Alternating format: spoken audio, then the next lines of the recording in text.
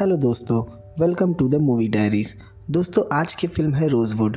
Rosewood एक ग्रामीण क्षेत्र जो अमेरिका के फ्लोरिडा में स्थित है।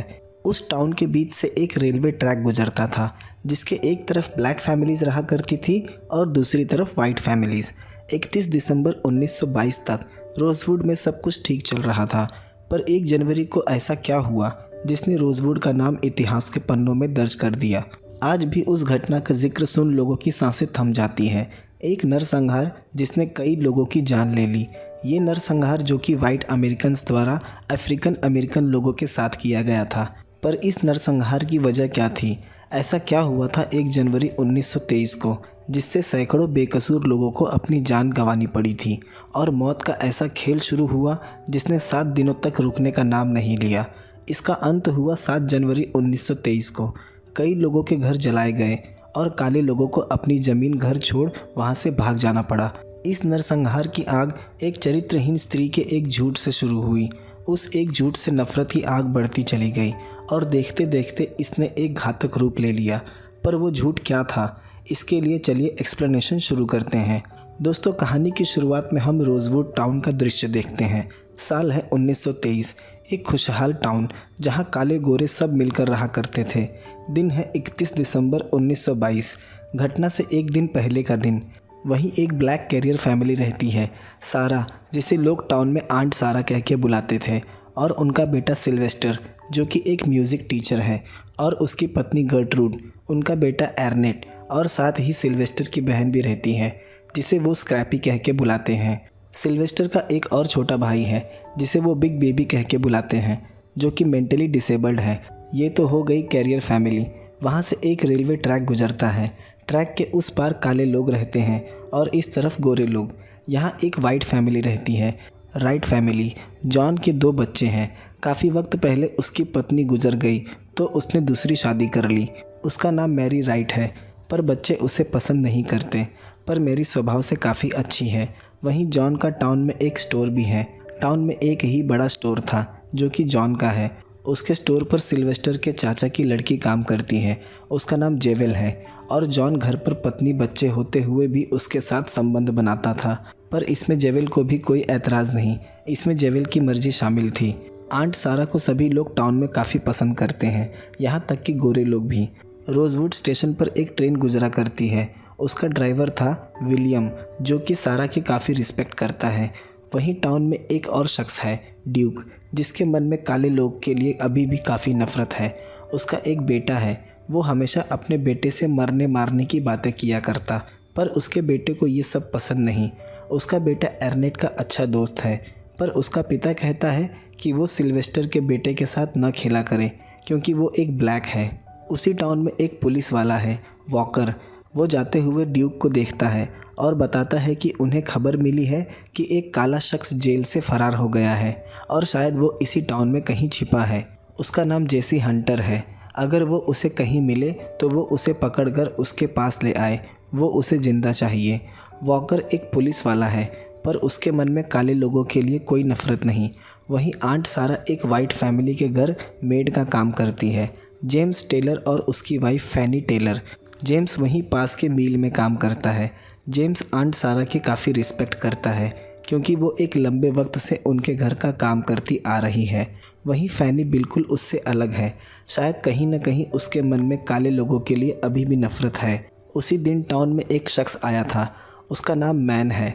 वो एक वेटरन सोल्जर रह चुका है जिसने 4 सालों का वक्त वर्ल्ड वॉर 1 में बिताया है।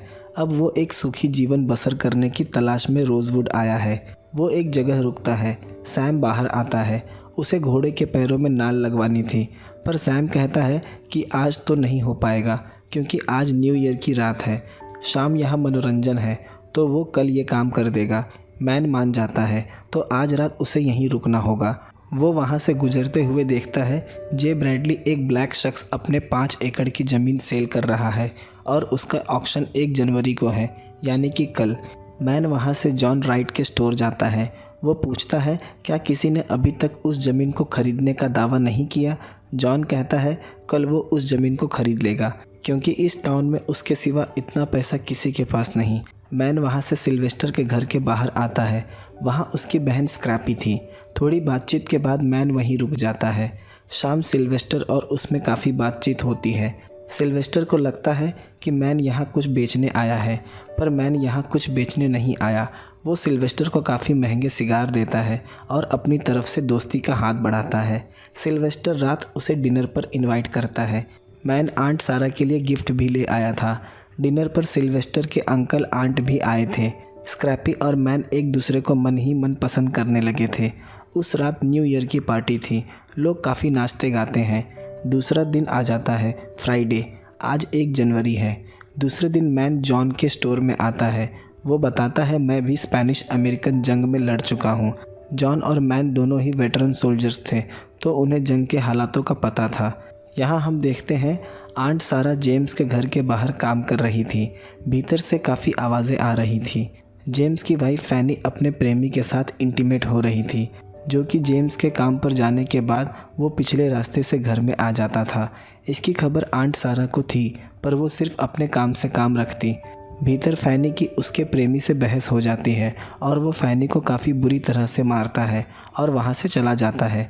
बाहर जाते हुए उसे सारा देखती है, पर वो इस मसले में दखल नहीं देना चाहती थी, क्योंकि उसे पता है कि फैनी एक गुस्से वाली महिला है। वो शख्स अस्तबल में आता है, जहाँ सिल्वेस्टर के अंकल का बेटा एरॉन काम करता है। वो शख्स एरॉन से बाहर निकलने में मदद मांगता है, पर एरॉन को इसकी कोई खबर नहीं, क्योंकि एरॉन एक ट्रैवलिंग मैन जो लोगों को बाहर छोड़ता था। सैम एरॉन को मना करता है, क्योंकि वो शख्स उसे काफ़ी अजीब लग रहा था, पर एरॉन सैम की बात नहीं सुनता। यहाँ हम देखते हैं उस ज़मीन की आज बोली लग रही थी और सबसे बड़ी बोली जॉन लगाता है। सीधी सी बात थी, उससे ज़्यादा पैसे और किसी के पास नहीं थे, पर वहाँ मैन आ जाता है। वो जॉन से ज़्यादा की बोली लगाता है। मैन ने सोच लिया था वो उस ज़मीन को खरीद यहीं अपना बचा जीवन गुजारेगा। जॉन काफ़ी चौंक जाता है कि एक ब्लैक शख्स के पास इतने पैसे, पर मैन मजाक के मूड में बिल्कुल नहीं था। यहाँ हम देखते हैं बुरी तरह से मार खाने के बाद फैनी अब काफ़ी गुस्से में आ गई थी और उसे अपना गुस्सा कहीं न कहीं तो उतारना था। वो बाहर निकलकर रोते हुए भागती है कि उसे मदद चाहिए। सभी उसकी तरफ भागे आते हैं। आंट सारा कुछ समझ नहीं पाती। फैनी कहती है कि एक काले शख्स ने उसे बुरी तरह से मारा। यहाँ फैनी लोगों को गुमराह कर रही थी, क्योंकि अगर वो बता देती कि वो एक वाइट शख्स था तो सभी को उसके सीक्रेट रिलेशन की खबर हो जाती। पुलिस ऑफिसर को ये खबर दे दी जाती है कि फैनी को एक काले शख्स ने असॉल्ट किया। यहाँ हम देखते हैं मील में एक शख्स फैनी के हस्बैंड जेम्स को ये खबर देता है कि उसकी वाइफ का रेप हुआ है, जो कि एक काले शख्स ने किया था। यहाँ हम देखते हैं कि किस तरह अफवाह फैलाई जा रही थी बिना किसी जांच के। यहाँ एक शख्स चर्च में आता है जहाँ ज़मीन की बोली लग रही थी। वो खबर देता है कि फैनी का रेप हुआ है और बोली वहीं रोक दी जाती है। सब फैनी के यहाँ चले जाते हैं। यहाँ शरीफ वॉकर फैनी के पास आता है। फैनी बताती है उसका रेप नहीं हुआ, उस काले शख्स ने बस उसे मारा है। पर फैनी का ये झूठ रोजवुड में कितनी बड़ी मुसीबत खड़ी करने वाला था, ये फैनी ने कभी अपने सपने में भी नहीं सोचा था।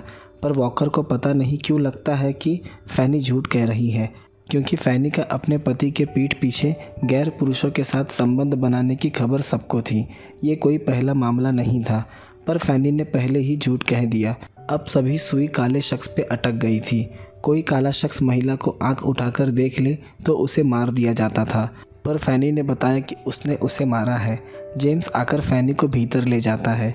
वॉकर आकर सारा से पूछता है कि उसने घर से निकलते हुए किसी शख्स को देखा, पर सारा मना कर देती है। वो झूठ कह देती है, क्योंकि सारे रोजवुड में ये बात फैल चुकी थी कि वो एक काला शख्स था।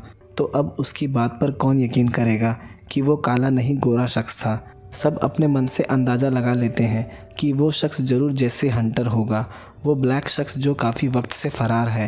रोजवुड में उसकी खोज शुरू हो जाती है। कुत्ते ले आए जाते हैं। कुत्ते उस शख्स की सेंट से एरॉन के घर आ जाते हैं। लोगों को लगता है इसने ही जेसी हंटर को रोजवुड के बाहर छोड़ा होगा, शायद ये उससे मिला है। वो उसे उठाकर फांसी देने जाते हैं, पर शेरिफ वॉकर को लगता है कि एरॉन बेकसूर है और जॉन राइट को भी यही लगता है। सभी गुस्से में थे। बस वहाँ 2 शख्स ही थे जो नहीं चाहते थे कि एरॉन को फांसी दी जाए। वहाँ एरॉन बताता है कि सैम कार्टर उस शख्स को अपने घोड़े गाड़ी में छोड़ने गया था। यहाँ लोग ये समझने की कोशिश नहीं करते कि वो शख्स ब्लैक था या वाइट। बस वो सभी गुस्से में सैम के यहाँ चले जाते हैं। जॉन एरॉन को अपने साथ पुलिस स्टेशन ले जाता है। रात मैन सैम के अस्तबल आता है देखने कि उसके घोड़े की नाल लगी या नहीं। तभी वो झाड़ियों से काफ़ी शोर आते सुनता है। वहाँ वो देखता है सभी वाइट मिलकर सैम को काफ़ी मार रहे हैं। उसमें एक शख्स था ड्यूक, जो भीड़ को और भड़का रहा था। वॉकर उसे बचाने की कोशिश करता है पर भीड़ में उसका भी बस नहीं चलता। पर सैम बार बार एक ही बात कह रहा था कि वो किसी जैसी हंटर नाम के शख्स को नहीं जानता। पर वो सैम को काफ़ी मारते हैं और सैम को भी पता चल चुका था कि वो अब बचने वाला नहीं है। ड्यूक उसे गोली मार देता है पर वो जिंदा था। ये देख सब उसे घसीटते हुए पेड़ से ले जाकर लटका देते हैं और कुछ ही देर में सैम की मौत हो जाती है। वॉकर लोगों को ये करने से मना करता है पर लोग इतने गुस्से में थे कि लोग उस पर ही चिल्लाने लगते हैं क्योंकि उसे पता है कि फैनी झूठी है। ये देख मैन की आंखें नम हो जाती है क्योंकि वो रोज़वुड एक सूखी जीवन बसर करने की उम्मीद से आया था। पर उसे नहीं लगता कि यहाँ ये मुमकिन है। यहाँ एक ब्लैक शख्स को बेरहमी के साथ मार दिया गया जो कि बेकसूर था और वहीं दूसरी तरफ फैनी को आस पड़ोस के लोगों की सिंपैथी मिल रही थी। उसे पता भी नहीं कि उसके झूठ के चलते बाहर एक शख्स को जान से मार दिया गया है। मैन सिल्वेस्टर के पास आता है और सिल्वेस्टर को सैम की पेड़ से लटकी लाश दिखाता है। ये देख उसे पता चल जाता है कि रोज़वुड में कुछ बड़ा होने वाला है। यहाँ हम देखते हैं सिल्वेस्टर चर्च में है और वहाँ सभी काले लोग थे। वो सैम कार्टर की मौत पर बहस कर रहे थे कि रोज़वुड में ऐसे कैसे हो सकता है। वहाँ चर्च में सिर्फ एक ही वाइट था, वो भी जॉन राइट, क्योंकि वो काले गोरों में कोई भेद नहीं समझता। वहाँ सिल्वेस्टर का अंकल रो रहा था कि उन्होंने उसके बेटे एरॉन को जेल में रखा है, वो उसे भी किसी वक्त निकाल के लटका देंगे। हम देखते हैं रात मैन रोज़वुड छोड़कर जा रहा है। रोज़वुड में जो भी हो रहा है उसके लिए सिल्वेस्टर उससे माफ़ी मांगता है। मैन बताता है वो एक जंग से लौटा है और अब दूसरे किसी भी जंग का हिस्सा नहीं बनना चाहता, इसलिए वो यहाँ से जा रहा है। आंट सारा वहाँ सभी को बताती है कि वो शख्स एक वाइट था, उसने अपनी आँखों से देखा। पर इसका कोई फ़ायदा नहीं, कोई उसकी बात पर भरोसा नहीं करेगा। जॉन बाहर आकर मैन को काफ़ी सुनाता है कि वो खुद को एक सोल्जर कहता है और जब रोज़वुड पे मुसीबत आई है तो वो यहाँ से भाग रहा है। पर मैन उसका अच्छे से जवाब देता है कि वो यहाँ से जा रहा है तो सिर्फ इन लोगों की भलाई के लिए। जाते वक्त स्क्रैपी इमोशनल हो जाती है कि वो उन्हें छोड़कर जा रहा है। पर मैन बताता है कि 3 से 4 हफ्तों में सब कुछ ठीक हो जाएगा, उसके बाद वो वापस लौट आएगा। दूसरे दिन हम देखते हैं सभी जैसी हंटर की तलाश में लग गए हैं, एक ऐसा शख्स जो है ही नहीं। दूसरे दिन सारा रेलवे स्टेशन पर थी। रोज़ की तरह वो अपना सामान लेने आई थी। ट्रेन मास्टर विलियम को पता था कि रोज़वुड में ख़तरा बढ़ते जा रहा है और यहाँ वो सेफ़ नहीं है। वो आंट सारा को ऑफ़र करता है कि वो ट्रेन में अपने परिवार के साथ बैठ जाए, वो उसे रोज़वुड से बाहर से छोड़ देगा। पर सारा जाने से मना करती है क्योंकि यहाँ इतनी जगह ज़मीन है, वो इसे छोड़ आखिर कहाँ जाएगी। सिल्वेस्टर और सारा जाने से मना करते हैं। वहीं शेरिफ वॉकर आ जाता है। वो सिल्वेस्टर को वार्निंग देता है कि वो यहाँ से चले जाए क्योंकि सभी वाइट्स उसके घर पर कभी भी हमला कर सकते हैं। वॉकर उसके भले के लिए कह रहा था पर सिल्वेस्टर अपना घर और ज़मीन छोड़ जाने को राज़ी नहीं। शायद ये किसी बड़े खतरे का संकेत था। सिल्वेस्टर जॉन के स्टोर पर जाता है। वो अपनी सेफ्टी के लिए काफ़ी बुलेट्स खरीदता है। जॉन को इसकी खबर थी। जॉन उसे कहता है कि पहले का उधार चुकाओ फिर ले जाओ। इस पर सिल्वेस्टर गुस्से में उसे पैसे दे देता है और वहीं पास में खड़ी जेवेल को घर जाने को कहता है, जो उसके अंकल की बेटी थी। सिल्वेस्टर को पता था कि जॉन ने बस अपने मज़े के लिए जेवेल को स्टोर पर रखा है। यहाँ हम देखते हैं सभी वाइट बैठे हैं और वो सिल्वेस्टर के घर पर हमले की तैयारी कर रहे हैं। उन्हें लगता है कि सिल्वेस्टर ने ही जेसी हंटर को अपने घर में छिपा रखा है। जेसी हंटर तो एक बहाना था, उनमें से कई लोगों को सिल्वेस्टर से नफ़रत थी। शाम हम देखते हैं सभी एर्नेट का जन्मदिन सेलिब्रेट कर रहे हैं। वहाँ आस पड़ोस के काफ़ी बच्चे भी इकट्ठा थे। सब काफ़ी खुश थे पर मन में एक डर बना हुआ था। तभी उन्हें महसूस होता है कि उनके घर की तरफ एक भीड़ बढ़ रही है। ये वही लोग थे, उनके साथ शेरिफ वॉकर था। सिल्वेस्टर के कुत्ते के भौंकने पर वो उसे गोली मार देते हैं। वो कहता है जेसी हंटर को उसके हवाले कर दे, पर घर में कोई जेसी हंटर नहीं। सिल्वेस्टर अपनी गन लेने चला जाता है। सिल्वेस्टर की माँ सारा बाहर आती है। वो कहती है कि वो किसी जेसी हंटर को नहीं जानते। इन्हीं बातों की बहस के दौरान एक वाइट शख्स सारा को गोली मार देता है। गोली लगते ही सारा नीचे गिर जाती है। भीतर गोली की आवाज़ सुनते ही सिल्वेस्टर की धड़कन रुक सी जाती है। सारा को गोली लगने पर वॉकर काफ़ी चिल्लाता है। वॉकर को ये देख काफ़ी दुख होता है। वहाँ जॉन भी था और फैनी का हस्बैंड जेम्स भी था। सारा को देख जेम्स की आंखें नम हो जाती हैं, क्योंकि सारा ने बचपन से उसकी देखभाल की थी और उसके घर का काम किया करती थी। उसने कभी सोचा नहीं था कि उसके लोग ही सारा की जान ले लेंगे। सिल्वेस्टर बाहर आकर सारा को खींच अंदर लेकर जाता है। कुछ लोग दरवाज़ा तोड़ भीतर घुसने की कोशिश करते हैं। इसी दौरान गुस्से में सिल्वेस्टर 2 लोगों को शूट कर देता है। बाकी सब पीछे हट जाते हैं। वो दरवाज़ा बंद कर देता है। बाहर से फायरिंग होने लगती है। यहाँ सिल्वेस्टर का गुस्सा जायज़ था। उन्होंने उसके माँ की जान ले ली थी। वो रोने लगता है। अब उसके पास लड़ने के अलावा कोई और दूसरा रास्ता नहीं था। जॉन दूर अपने घर के बाहर खड़ा होकर ये सब देख रहा था। वो चाहकर भी सिल्वेस्टर की मदद नहीं कर सकता, क्योंकि उसमें उसके परिवार को भी खतरा है।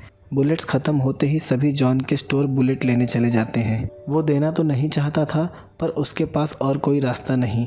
सिल्वेस्टर यही मौका देख अपनी वाइफ और अपनी सिस्टर स्क्रैपी के साथ सभी बच्चों को जंगल की तरफ भेज देता है। तब तक वो यहीं रुक उनका मुकाबला करेगा। वो बिग बेबी को भी साथ जाने को कहता है, पर वो उसी के साथ रुकने का फ़ैसला करता है। यहाँ मुठभेड़ के दौरान वो घर में आग लगाकर फेंकने लगते हैं। थोड़ी देर बाद सब शांत हो गया। वो भीतर गए, देखा सीढ़ियों पर एक लाश जल रही थी। वो सिल्वेस्टर था जिसकी मौत हो गई थी। उसके बाद वो सारे घर को आग लगा देते हैं। आंट सारा की लाश एक ताबूत में रखी थी। वॉकर कहता है कि सारा के शरीर को एक डिसेंट तरीके से ले जाकर दफन कर दो, क्योंकि सारा एक अच्छी महिला थी जिसने कभी किसी का बुरा नहीं किया। जेम्स को भी इस बात का काफ़ी अफसोस होता है। जेम्स रोते हुए घर आता है। घर पर फैनी बैठी है, सभी चीज़ों से अनजान। जेम्स बताता है कि आंट सारा आज से कभी भी काम पर नहीं आएगी, क्योंकि सारा की मौत हो गई है। साथ ही सिल्वेस्टर भी मारा गया और सैम कार्टर भी। ये सुन फैनी रोने लगती है। उसे पता चल चुका था कि उसके एक झूठ ने कितनी तबाही ला दी, पर अब भी उसमें सच बताने की हिम्मत नहीं। जेम्स गुस्से में कहता है कि आधे से ज़्यादा रोजवुड मारा गया, पर तुम्हारा वो काला शख्स अभी तक नहीं पकड़ा गया। उसे भी फैनी की बातों पर यकीन नहीं कि वो सच कह रही है। सुबह हम देखते हैं सिल्वेस्टर का घर जल के एक राख के ढेर में तब्दील हो चुका है। आज चर्च भी खाली पड़ा है। कोई प्रार्थना करने वाला काला शख्स जीवित नहीं। हम देखते हैं अब आग और भड़कती जा रही थी, क्योंकि ये एक नफ़रत की आग थी जिसका कोई सर और पैर नहीं, तो ये इतने जल्दी शांत होने वाली नहीं थी। दूसरे दिन मैन रोजवुड वापस आता है, इस उम्मीद से कि शायद सब ठीक हो गया होगा, पर यहाँ कुछ ठीक नहीं था। कुछ लोग उसके पीछे लग जाते हैं। वो भाग जंगलों में चला जाता है, पर वो किसी तरह उनसे पीछा छुड़ा लेता है। यहाँ सभी वाइट लोग पूरी तरह से पागल हो चुके थे। वो जंगलों में छिपे काले लोगों को लाकर उन्हें मारकर पेड़ों पर टांग दे रहे थे, पर जॉन इन सब चीज़ों से दूर था, क्योंकि उसके मन में काले लोगों के लिए ज़रा भी नफ़रत नहीं। यहाँ तक कि रोजवुड में आधे से ज़्यादा काले लोग ही उसके स्टोर पर ख़रीदारी करने आया करते थे। हम देखते हैं जे ब्रैडली जॉन के स्टोर में छिपा है, क्योंकि वो भाग नहीं सकता, उसे गोली लगी थी। ये वही शख्स है जिसके ज़मीन की नीलामी हो रही थी। वो जॉन से मदद मांगता है, पर जॉन डर रहा था कि ऐसा करने पर कहीं वो सभी उसके परिवार को न मार दे। पर जॉन दिल का दयालु था, वो उसकी मदद करता है। यहाँ हम देखते हैं रात सभी बच्चे जंगल में बैठे हैं भूख प्यास से। उसमें सिल्वेस्टर की वाइफ, उसकी बहन स्क्रैपी और उसके अंकल आंट और उनकी बेटी जेवेल भी थी। वहाँ मैन आ जाता है। उसे देख उनके मन में एक उम्मीद जागती है। मैन एर्नेट को अपने पास बुलाता है और बताता है कि आज से वो एक सोल्जर है और वो इन सभी बच्चों को लीड करेगा। एर्नेट उसकी बात समझ जाता है। यहाँ हम देखते हैं जॉन और उसकी वाइफ मैरी काले लोगों को अपने घर में पनाह दे रहे हैं सबसे छिपके, और जो घायल थे मैरी उनका इलाज भी कर रही थी। मैरी रोने लगती है। उसे यकीन नहीं हो रहा कि रोजवुड में ये सब हो रहा है। मैरी भी बिल्कुल जॉन जैसी है, जिसके मन में काले लोगों के लिए जरा सी भी नफ़रत नहीं। तभी वो बाहर देखते हैं मैन जेवेल के पिता को उठाकर उसके घर ले आता है, जो कि घायल थे, पर जॉन मना करता है कि इसमें उसके परिवार को खतरा है।